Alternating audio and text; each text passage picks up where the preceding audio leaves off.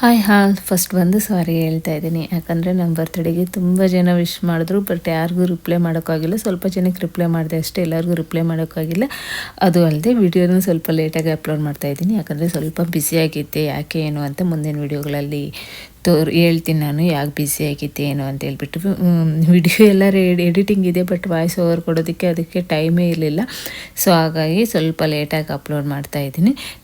Thank you so much ಯಾರ್ಯಾರು wish ಮಾಡಿದ್ರೆ ಎಲ್ಲರಿಗೂ. ಇನ್ನು ಅವತ್ತೇ ಈವ್ನಿಂಗು ನನ್ನ ಫ್ರೆಂಡ್ ಮಗಂದು ಸೇಮ್ ಡೇನೇ ಬರ್ತ್ಡೇ ಇರೋದು. ಸೊ ಹಾಗಾಗಿ 1 ವೀಕಿಂದನೂ ಪ್ಲ್ಯಾನ್ ಮಾಡ್ತಾಯಿದ್ರು ಫ್ರೆಂಡು ಇಬ್ಬರು ಒಂದೇ ಸತಿ ಒಂದೇ ಹತ್ರನೇ ಸೆಲೆಬ್ರೇಷನ್ ಮಾಡ್ಕೊಳೋಣ ಅಂತೇಳ್ಬಿಟ್ಟು. ಇನ್ನು ಅವನು ಹೇಗೋ ಸ್ವಲ್ಪ ಚಿಕ್ಕವನಲ್ವ, ಸೊ ಮಕ್ಕಳೆಲ್ಲ ಬರ್ತಾರೆ ಅಂತೇಳ್ಬಿಟ್ಟು ಅವ್ರ ಮನೆ ಹತ್ರನೇ ಹೋಗಿ ಅಲ್ಲೇ ಈವ್ನಿಂಗ್ ಸೆಲೆಬ್ರೇಷನ್ ಮಾಡ್ಕೊಂಡಿದ್ದು.